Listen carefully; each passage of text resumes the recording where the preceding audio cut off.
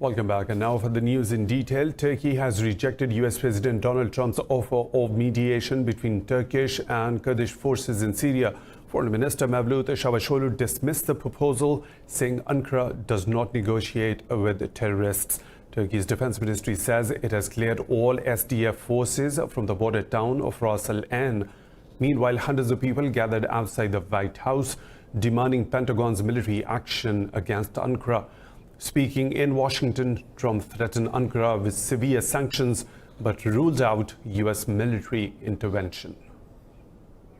But I don't think our soldiers should be there for the next 50 years, guarding a border between Turkey and Syria when we can't guard our own borders at home. I don't think so. Elsewhere, France has suspended all weapons sales to Ankara, saying Operation Peace Spring threatens European security. UK's Prime Minister Boris Johnson has also urged Ankara to end the conflict in Syria and start a dialogue. Now, moving on, Pakistan's Prime Minister Imran Khan will visit Iran today as part of his bid to promote peace and security in the region. Khan will meet Iranian Supreme Leader Ayatollah Ali Khamenei and President Hassan Rouhani. Later, he will also visit Saudi Arabia.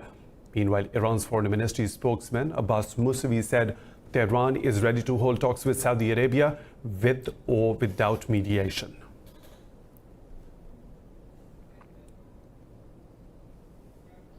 For more on this, we have political analyst Hamid Raza Ghulamzadeh from Tehran. Hamid Raza, thanks for being with us. First of all, Prime Minister Imran Khan's visit comes shortly after a missile attack on an Iranian tanker in the Red Sea, and the Pentagon's announcement that it is increasing the number of US troops stationed in Saudi Arabia to 3,000. Are we getting closer to a tipping point in the Gulf tensions? The Mr. Imran Khan and Pakistan are a very important and significant player in the region, and they can play a very significant role in making Iran and Saudi Arabia closer to each other. So this is actually some warning to those who are seeking war in the region, like, for example, the Israeli regime and also the United States. So it is very likely that the attack on the Iranian tanker was carried out by the Israelis in order to actually sow more discord between Iran and Saudi Arabia, to play a false flag so that accuse Saudi Arabia of doing such a thing and actually destroy any efforts that can be made by the Pakistani Prime Minister, Mr. Imran Khan. So that's the situation that we are. Please. Okay, Mr. Raza, how receptive Iran's leadership is to a mediated reduction of tensions with Saudi Arabia? Iran is one of the countries in the region, and it never benefits from any tension. So Iran has always sought de-escalation of tensions and solving any conflicts and avoiding any wars and the conflicts. So Iran is very eager to actually reach that agreement and to have some relations with Saudi Arabia, as it has always said. And you just mentioned that Iranian Foreign Ministry spokesman has said that with or without any mediators, Iran is actually eager to have talks with Saudi Arabia. But it seems that some elements in Saudi Arabia were not, and maybe still are not, fond of talks between Iran and Saudi Arabia. However, it seems that with the developments that we have had in the region, with recent developments and happenings that we have seen in Yemen war, in other places in the region, it seems that a main part of Saudi Arabia and Saudi let's say, government and rulership are coming to the conclusion that this cooperation and solving the disagreements in the region by the countries in the region can be the main and let's say sustainable solution to any problems. There are disagreements between countries. That's nothing that you can deny.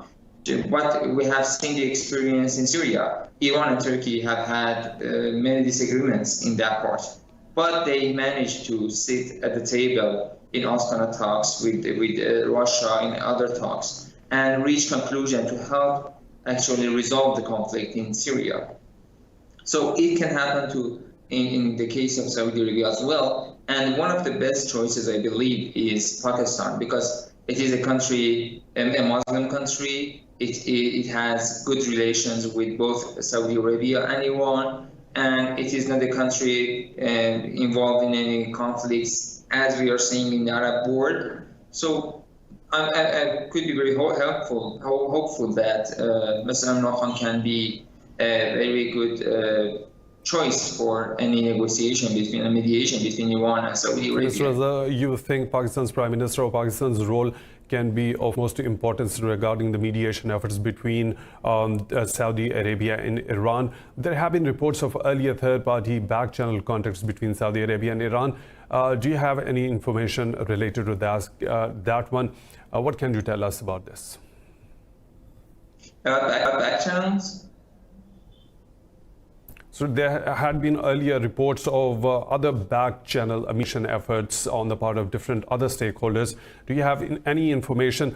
How do you compare this time around this mediation effort by Pakistan's Prime Minister? Because there had been mediation efforts by French President Emmanuel Macron, particularly during the G7 summit, and as well as at the sidelines of the United Nations General Assembly as well.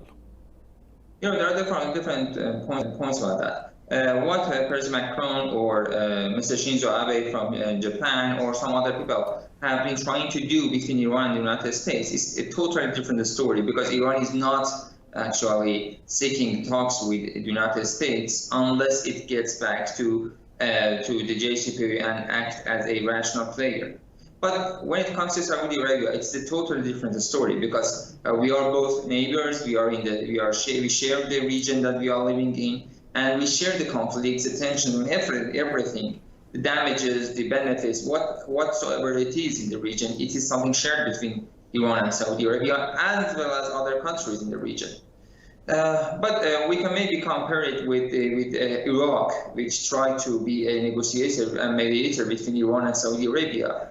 But let's not forget that Iraq itself is an Arab country. Iraq is a country which is, let's say, a place that Saudi Arabia is trying to be influential in. Iran has its influence in Iraq. It's nothing to be denied.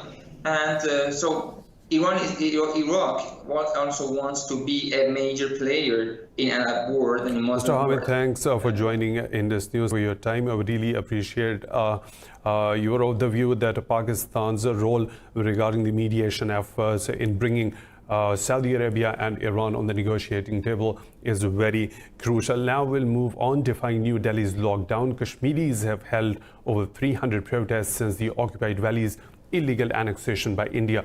Internal security report says demonstrations have picked up since the August 5 curfew. It says 60% of these protests were held in Srinagar, Budgam and Pulwama. The report says 245 such protests were held in August, while 85 happened in September. Meanwhile, Indian troops continue cordon and search operations in Guatemalas district on the 17th consecutive day. The occupation forces have martyred 4 innocent unarmed Kashmiri youths during this operation. Pakistan says Kabul's decision to close its Peshawar consulate is based on a distorted and misleading account. In a statement, Foreign Ministry regretted the Afghan government's decision. Kabul closed its consulate to protest removal of its national flag from a disputed property in Peshawar's Afghan market. The statement said the issue in question was over private property dispute settled by the Honorable Court. Islamabad hoped a private legal case will not adversely affect the relations between the two brotherly countries. The Foreign Office also expressed hope that Kabul would reverse its decision. China's President Xi Jinping has arrived in Nepal for talks with Prime Minister KP Sharma Oli. She is the first Chinese president to visit Nepal in 22 years. Both the countries are expected to sign a deal to expand railway link between the Himalayan nation and Tibet. The link will be part of China's Belt and Road Initiative, which Nepal joined in 2017. Nepal sees the rail link with China as an alternative to its dependence on India.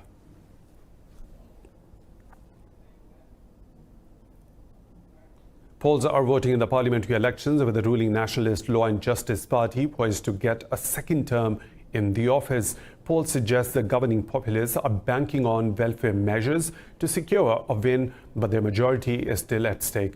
Today's elections will decide representatives for the 460-seat lower house. The winning party will have to get a majority of 231 seats to form the government. The ruling party benefits from the fractured opposition split into centre-right, liberal, leftist and agrarian blocs.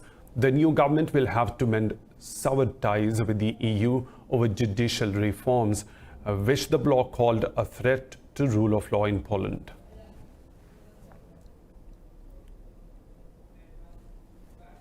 French President Emmanuel Macron and German Chancellor Angela Merkel will meet today for a working dinner. The meeting is to prepare for a traditional gathering of their governments on Wednesday, but Brexit will be high on the agenda.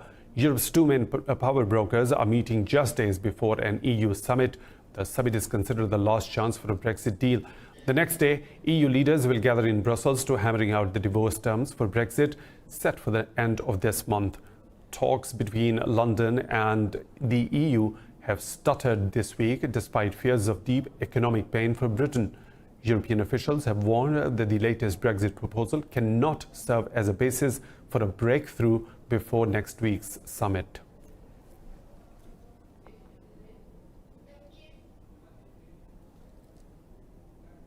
More stories to follow right after a short break. Stay tuned with us.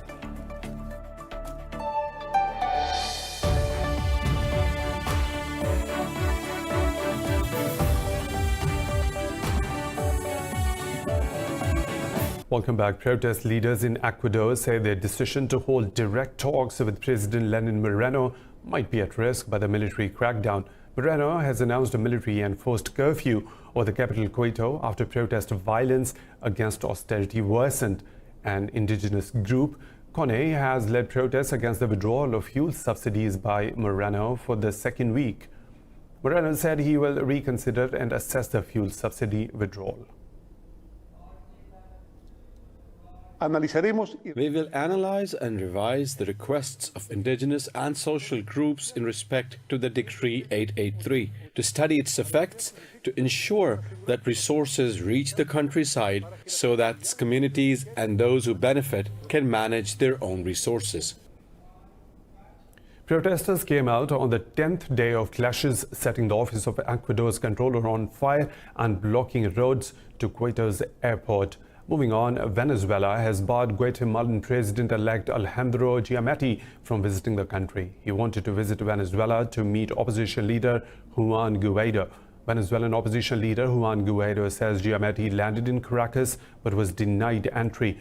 The Venezuelan government has not commented on the incident yet.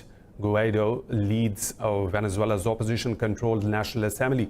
In January, Guaido claimed interim presidency, calling President Nicolas Maduro's re-election illegitimate.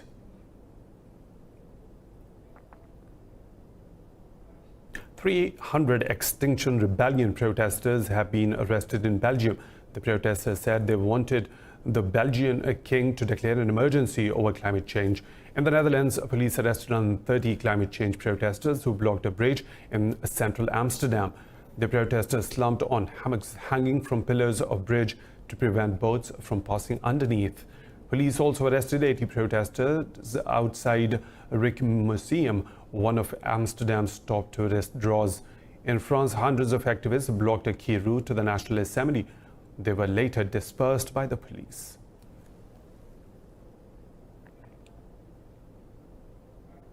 In the Afghan presidential elections, top candidate Abdullah's running mate has accused the Election Commission for orchestrating systematic fraud. This comes after major contestants, including Abdullah, accused the commission of foul play. Abdullah Sadati, chief executive Abdullah's candidate for second vice president, made the claims at a press conference. Sadati said the result sheets being counted are fraudulent. He said for past 2 days, the election body has been violating law by adding non-biometric votes to the results tally.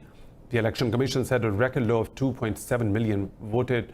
Preliminary results of the elections are not due until October the 19th, but officials have already hinted at further delays. In northern Burkina Faso, 16 people have been killed in an attack on a mosque during prayers in the town of Salmosi. Officials say the identity of the gunmen is not yet clear. Residents said people have started fleeing the area due to a spate of ethnic violence. They said there was a climate of panic despite the deployment of military reinforcements after the deadly attack. Meanwhile, thousands of people marched in the capital of Ecuador to denounce terrorism and foreign military bases in Africa. 11 people have died after the most powerful typhoon to hit Japan in decades paralyzed Tokyo. Authorities say 16 others are missing. Torrential rains, high-speed winds and overflowing rivers have left almost 500,000 homes without power in Japan. Typhoon Hagupit has burst a dike on the bank of Shikuma River, inundating the central city of Nagano. Japan's military has deployed helicopters to rescue stranded residents near the river. Prime Minister Shinzo Abe has called an emergency meeting for disaster management in the worst-hit areas. Local officials warned the embankment of Ueda City River could collapse as well. Communication has been devastated, with all flights grounded and trains suspended.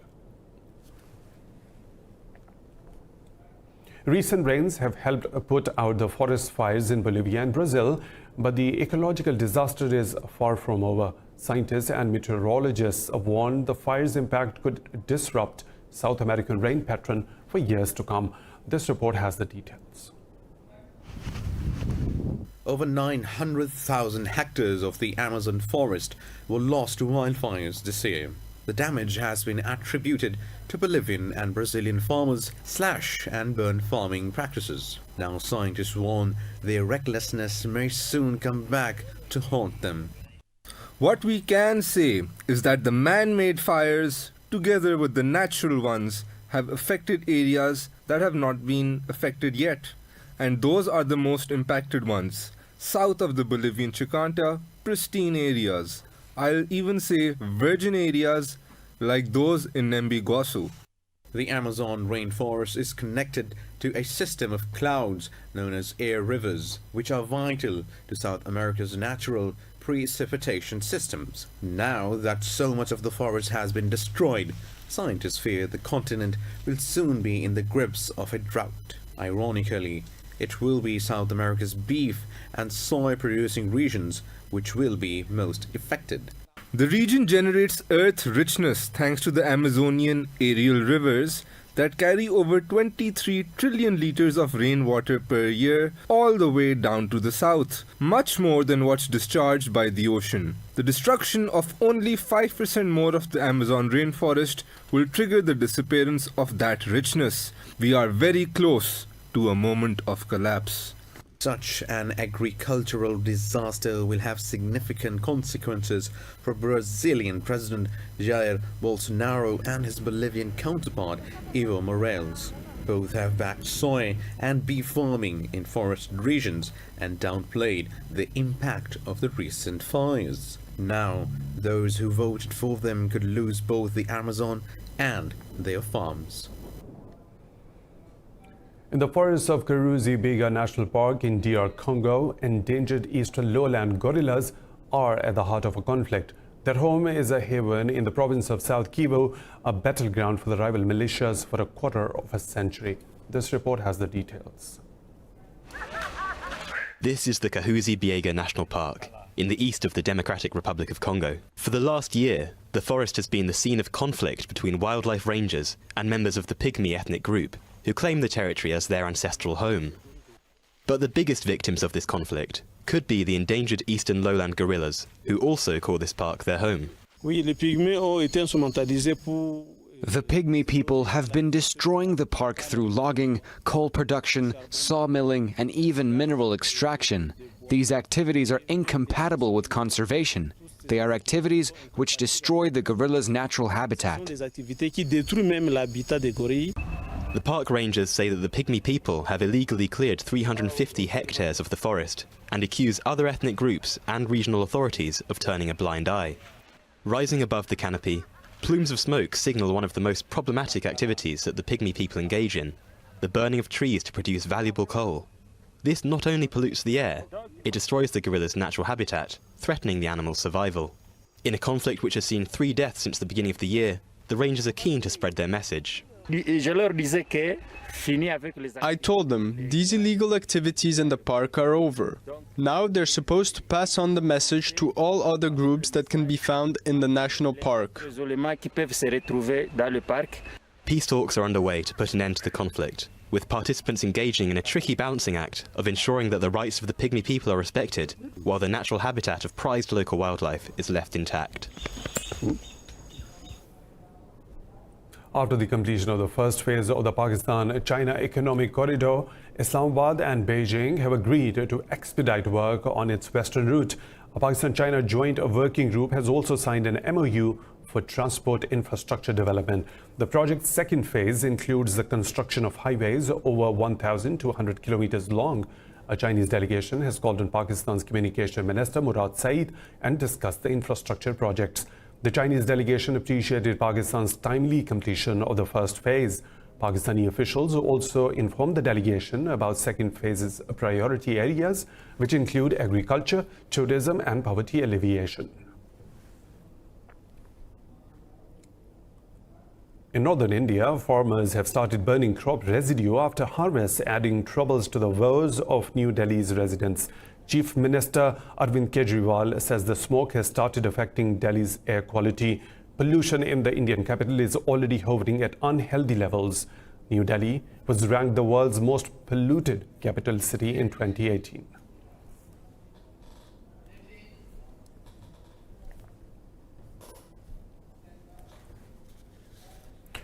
Of the many things, New York City is known especially for its art. Museum of Modern Art has been at the center of the Big Apple's dynamic art scene. The museum is set to reopen with an extensive makeover later this month.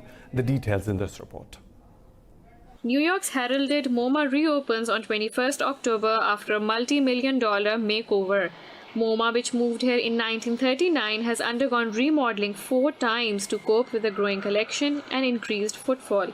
This time, the layout reflects the philosophy of the museum's first director, Alfred Barr. When the Museum of Modern Art in 1939 built its first building, what distinguished that building most from previous institutions was it wasn't set in a park and it wasn't set up a flight of steps. The upgrade cost $450 million. It means the museum will be able to exhibit around 2,400 works a year compared to an average of 1,500. For the first time, artworks will be displayed by theme rather than time period.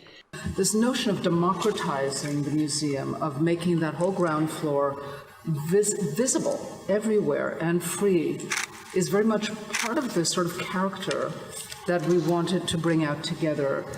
For people wanting to see Pablo Picasso's iconic works, his water lilies and the ladies of Avignon will always be on show. And that's all for now. For further updates, stay tuned with Indus.